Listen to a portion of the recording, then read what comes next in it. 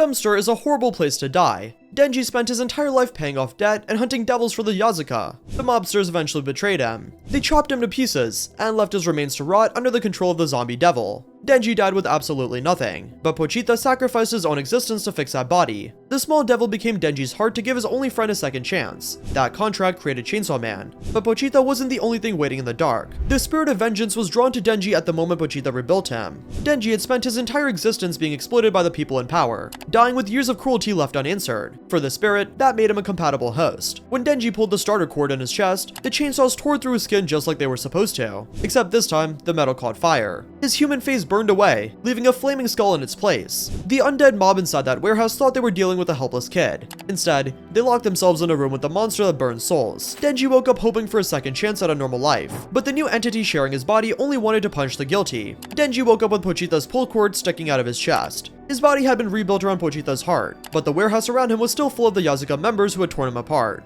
The zombie devil watched from behind them, while its new servants crowded closer, expecting the boy in the dumpster to stay dead. Denji pulled the cord. Chainsaws tore from his head and arms, just as it did after Pochita became his heart. But something else came with them. Fire ran across the moving chains without damaging the metal. It spread over Denji's shoulder and face, burning hot enough that the closest zombies hesitated before reaching him. Part of his transformed face had changed as well. Beneath the machinery and torn flesh, exposed bone glowed through the flames. Denji didn't understand any of it. He had never seen hellfire, knew nothing about spirits of vengeance, and had no reason to stop and figure it out while dozens of zombies were trying to kill him again. He attacked. The original Chainsaw Man had already been strong enough to tear through the zombies' devil army. Now every swing carried additional heat. Zombies that tried to grab his arms were cut apart before they could hold him down. Others caught fire when they came too close to the burning blades. The warehouse filled with blood as Denji forced his way through the mob towards the devil responsible for the attack. The zombie devil tried to bury him beneath its followers. Denji kept moving. When several zombies dragged him to the floor, a length of metal suddenly snapped out from the flames around his arm. Denji barely had time to register it before the chain wrapped around one of the attackers. He pulled instinctively and sent the zombie crashing into the others. That was the first sign the fire had brought more than heat. Denji tried the motion again. The chain responded.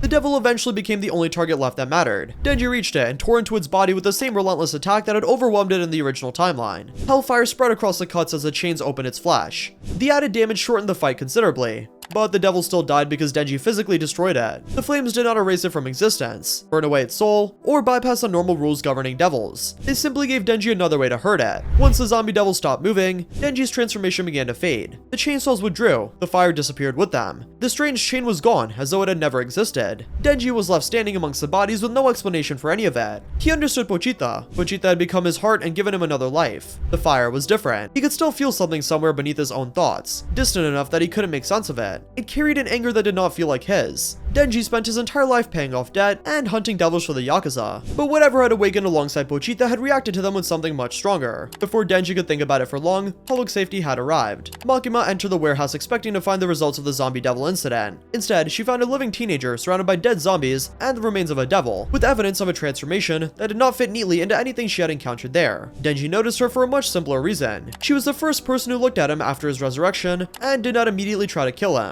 Makima approached him carefully. Denji was exhausted, hungry, and still trying to understand why he was alive. Whatever strange presence had reacted so violently to the Yakuza stirred again when she came closer, but this time Denji had no idea what it was responding to. He ignored it.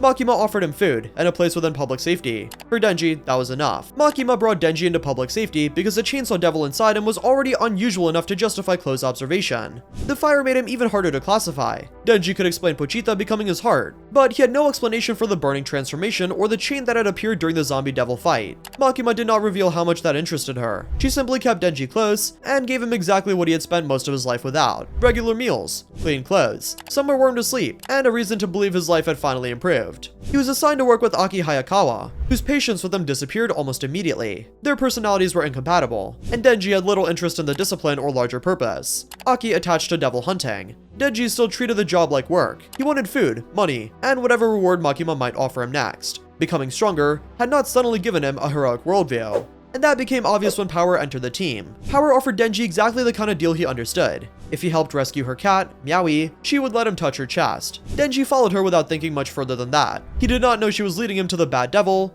or that she intended to trade him for Meowie's life. The betrayal only became clear once they reached the devil. Power handed Denji over, hoping the bat devil would return her cat. Instead, The devil rejected Denji's blood and turned on power as well. It swallowed both power and Maui, leaving Denji to deal with the situation that had started as a crude personal bargain and had become something much worse. Denji transformed. The chainsaws returned first. Hellfire followed a moment later, spreading unevenly across the blades rather than covering his entire body as it had during the zombie devil fight. Denji still had very little control over when the fire appeared or how much of it he produced. He only knew that it made every hit against the Bat Devil more destructive. The Bat Devil was physically stronger than the enemies Denji had faced before joining public safety. It could fly, tear through buildings, and attack from a distance. Denji compensated the same way he always did. He stayed close, accepted damage that would have stopped an ordinary hunter, and kept cutting whenever he had an opening. The new chain appeared again when the Bat Devil tried to gain distance. This time, Denji recognized the sensation before it happened. He threw out his arm, and the burning chain extended to the fire around him, wrapping around one of the devil's limbs. Denji used it to pull himself closer, rather than letting the Bat Devil escape into the air. The technique was crude, but it worked. He eventually tore the devil apart and freed Power and Maui. The spirit wanted the guilty punished. Denji did not yet understand what that meant, and he had no interest in becoming responsible for judging everyone around him. Power had lied to him, used him, and nearly gotten him killed, but Denji still didn't want to hurt her once the fight was over. He was annoyed with her, sure, but he also understood why she had done it. She'd been trying to save the only creature she cared about. For the first time, Denji resisted the pressure instead of following it. Power survived, Maui survived, and Denji returned with both of them. From the outside, it looked like another successful devil hunt. Makima saw something more useful. Denji's second power didn't respond only to devils, and Denji didn't appear to be fully in control of it. She now had another reason to keep watching him. Denji's next major assignment brought him into a hotel with Aki, Power, Himeno, Kobeni, and Arai. What looked like a routine devil hunt turned into something much worse once the group realized they couldn't leave the 8th floor. The stairs looped back to the same hallway. The windows led nowhere useful, and even the clock stopped moving. They'd been trapped inside a space controlled by the Eternity Devil. The group spent hours trying to understand the trap. Aki searched for a way out, while Himeno kept everyone focused as long as she could. Kobeni deteriorated quickly under the pressure, especially once the Eternity Devil revealed what it wanted. It would release everyone else if they killed Denji and gave it his heart. That offer immediately changed the room. Denji had already spent most of his life around people who were willing to sacrifice him when it became convenient, so the situation wasn't particularly surprising. He also understood that the Eternity Devil wanted Pochita specifically, even if he didn't yet understand why the Chainsaw Devil mattered so much to other devils. Kobeni eventually snapped, and lunged to attack Denji while Arai held him down. Aki threw himself in front of the blade to take the blow instead. If the Eternity Devil could keep regenerating, then Denji could keep cutting it. He jumped into the exposed mass of flesh and transformed. Hellfire changed the amount of damage he could inflict, but it didn't replace that cycle. The flames appeared across his chainsaws once the fight had already begun. Denji had started getting better at recognizing the sensation that came before them, although control was still inconsistent. This time he managed to keep the fire concentrated around the blades instead of letting it spread across his entire body. The Eternity Devil regenerated every wound. Denji kept opening new ones. That was exactly the kind of fight he was built for. Hours passed. The others could hear Denji fighting from inside the hotel while the Eternity Devil's screams became increasingly desperate. Himeno eventually realized that Denji had created a closed system. As long as the devil kept bleeding, Denji had something to drink. As long as Denji could restore himself, he could keep cutting. The strange presence inside him became stronger as the fight continued. Denji noticed it every time that the Eternity Devil begged him to stop. The spirit wanted him to continue. There was no confusion this time about whether the target had done something wrong. The Eternity Devil had trapped 6 people, tried to convince them to murder Denji, and intended to kill them if its plan failed. For once, Denji and the thing inside him wanted the same result. The burning chain appeared again during the later stages of the fight. Denji used it more deliberately now, hooking into sections of the Eternity Devil's body and pulling himself towards the mass whenever it tried to push him away. He still wasn't graceful with that. Half the time he used the chain like an extension of his own reckless fighting style, dragging himself straight towards whatever he wanted to cut next. Eventually, the Eternity Devil couldn't tolerate the pain any longer. It exposed its heart and begged Denji to kill it. Denji did. The hotel returned to normal once the devil died, and the trapped hunters were finally able to leave. Denji had spent roughly 3 days fighting it without meaningful rest, survived by consuming the Eternity Devil's blood as he tore through it. The victory mattered for another reason. Makima would eventually notice that difference, and so would the spirit. The attack on public safety began while Denji, Aki, Himeno, and Power were eating together. The man sitting across from them was connected to the Yakuza Denji had killed during the zombie devil incident. He was also the grandson of Denji's former boss. Denji barely had time to understand why he was there before the man pulled a gun and shot him in the head. The restaurant erupted in a chaos. Power reacted immediately, but the attack was part of a much larger operation. Across Tokyo, public safety hunters were being targeted at the same time. The people behind it knew where the division would be and had prepared specifically for them. Aki survived the initial shooting and confronted the attacker outside. The man revealed that he was another hybrid. sacred, with the katana devil serving as his heart. Aki used the fox devil against him, and then resorted to the cursed devil when that failed. The attack brought Katana Man down, but only temporarily. Akane Sawatari restored the situation almost immediately. Katana Man transformed again, and overwhelmed Aki before he could recover. Himeno was already badly wounded by then. She understood that Aki was about to die. The ghost devil's normal arm wasn't enough, and she was seconds away from offering everything she had in exchange for enough power to stop the attack. In the original timeline,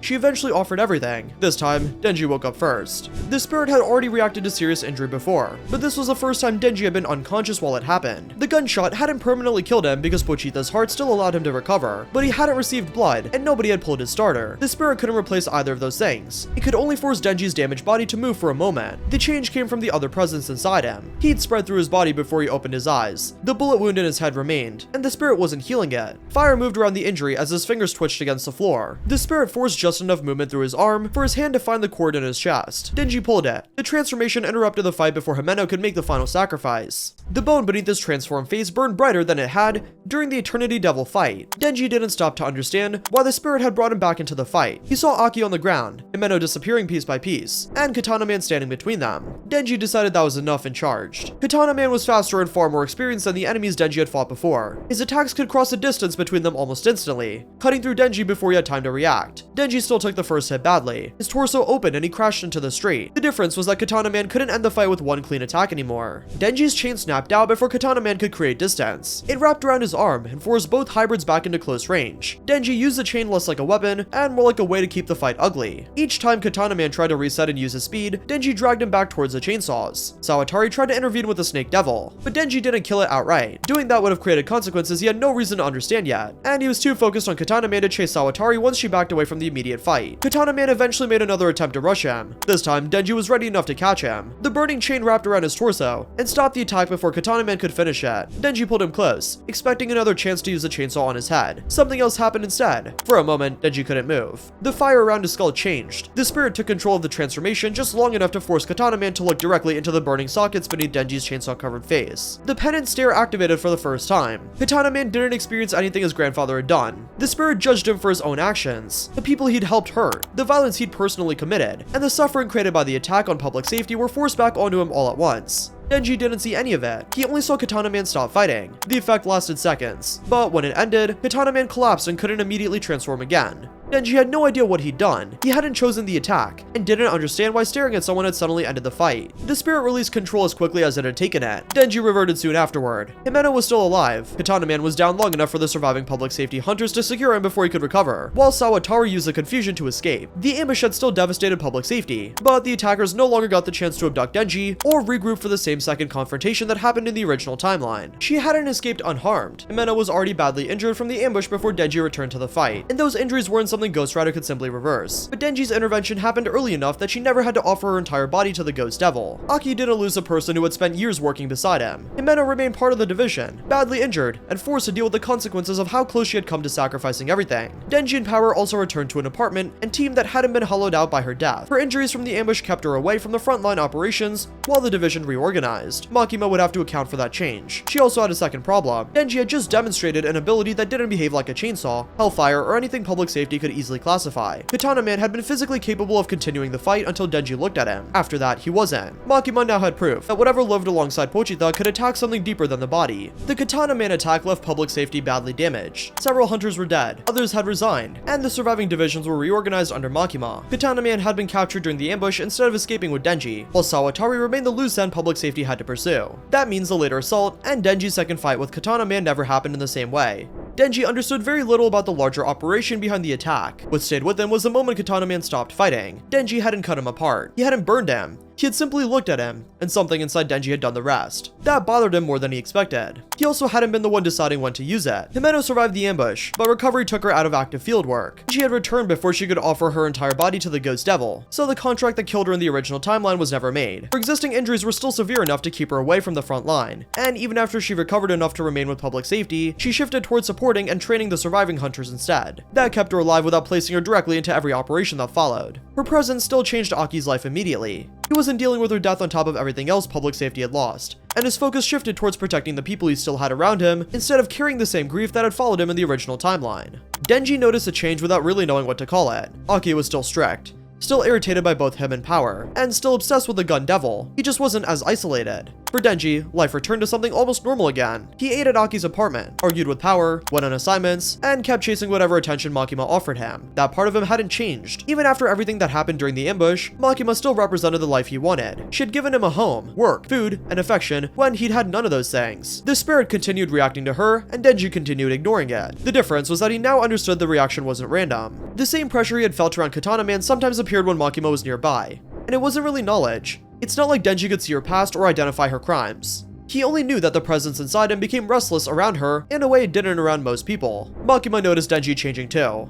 She already understood his Chainsaw Man transformation well enough to recognize when something came from Pochita and when it didn't. The fire, the chain, and whatever had happened to Katana Man belonged to a second system. She began testing Denji without making the purpose obvious. She watched how the fire responded during assignments. She paid attention to which enemies caused the spirit to become more active. She observed whether Denji could summon the chain deliberately. And more importantly, she watched what happened when Denji chose not to follow the pressure inside him. Denji was slowly becoming better at resisting it. The spirit wanted punishment, and Denji didn't always care. That conflict became clearer when public safety dealt with humans rather than devils. Denji had grown up around criminals, debt collectors, and people willing to hurt others for money. He didn't divide the world neatly into good people and bad people. Sometimes he understood exactly why someone had done something terrible, even when the spirit reacted as though understanding it didn't matter. And that difference started causing problems during transformations. Denji learned to push back. He couldn't move the spirit, and he still didn't understand what it was, but he could refuse to let it decide every fight for him. The ability that ended Katana Man remained especially difficult. Denji couldn't activate it on command, and after seeing what it did, he wasn't sure he wanted to. The spirit had chosen a host who had spent his whole life being told what to do by stronger people. The Yakuza had controlled his work. Makima now controlled almost every part of his new life. Denji wasn't eager to accept another thing inside him deciding who deserved punishment. For the first time since becoming Chainsaw Man, he started treating the spirit as something separate from himself. Makima reached the same conclusion. Whatever had bonded to Denji wasn't simply another ability produced by Pochita. It had its own reactions, its own priorities, and at least some ability to act without Denji's permission. And that made it valuable, but it also made Denji harder to control than she had originally expected. Denji met Reza at a point where his life started to feel stable. Public safety was still dangerous, Makima still controlled most of his schedule, and the spirit remained an uncomfortable presence inside him. But he finally had a routine. He had somewhere to live, people around him, and enough food that starvation was no longer the first thing he thought about every morning. Reze disrupted that routine almost immediately. She treated Denji with an ease he wasn't used to. Their time together felt separate from the public safety and separate from Makima. Denji liked that. He didn't know she had been sent to take his heart. And the spirit didn't give him that information either. It did react to her. The reaction was weaker than what Denji felt around Makima, but it was there often enough that he noticed. He couldn't tell whether it meant Reze was dangerous, whether she had hurt someone, or whether the spirit had simply distrusted her. Denji had already learned that the thing inside him could sense reasons for punishment without explaining them. He chose to ignore it. Denji wanted the relationship more than he wanted answers. That decision carried into the night. Reze revealed what she really was. Once she transformed into the Bomb Devil hybrid, the spirit's reaction made sense. Reze had been trained as a weapon, and she was more dangerous than almost anyone Denji had fought. Her explosions could tear buildings apart, launch her through the air, and destroy Denji's body faster than his normal regeneration could keep up without blood. Hellfire gave Denji a way to keep pressure on Reze whenever she tried to create distance. His chains could reach further than his biological chainsaws, and by this point, he'd become good enough to use them without waiting for the spirit to take over. He wrapped them around pieces of the environment, dragged himself through explosions, and occasionally caught Reze long enough to force the fight back into close range. But explosions still tore him apart. A large enough blast could separate limbs, or leave him unable to move until he received blood. The spirit made him harder to put down, but Reze was still capable of overwhelming him if he fought carelessly. Denji fought carelessly anyway. The difference was that now he had more ways to recover from his mistakes. During one exchange, the spirit tried to push the transformation further. The fire spread from Denji's chainsaws across his face, and he felt the same pressure that had come before the penance stare against Katana Man. Denji resisted it. He understood Reze had lied to him. He understood she had killed people, and was trying to take his heart. He still didn't want the spirit deciding what happened to her, and that refusal became important once the fight reached its end. Denji eventually used the sea to neutralize Reze's explosions, following the same basic logic he reached in the original timeline.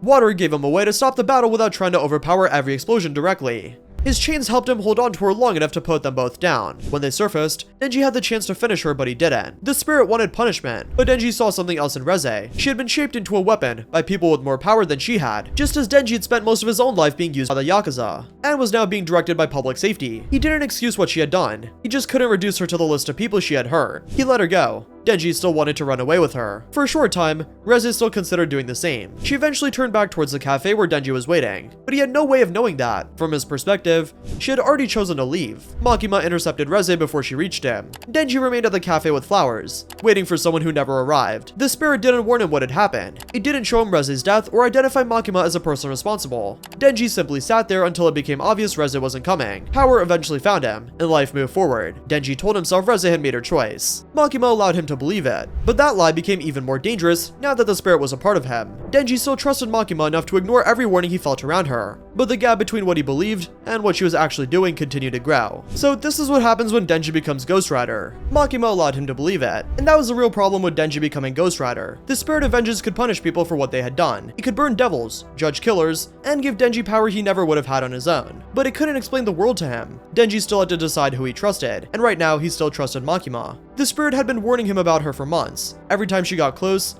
the flames reacted. Every time Denji ignored that feeling, Makima gained more control over his life. Reze was just the latest thing she had taken from him without him even knowing it. So Denji walked away from the cafe, thinking he had been rejected, while Makima remained exactly where she wanted to be. She still had Denji, she still had Pochita, and now she knew there was something else living inside him too. Something she couldn't completely control. Denji becoming Ghost Rider hadn't saved him from Makima. If anything, it had just given her one more reason to break him.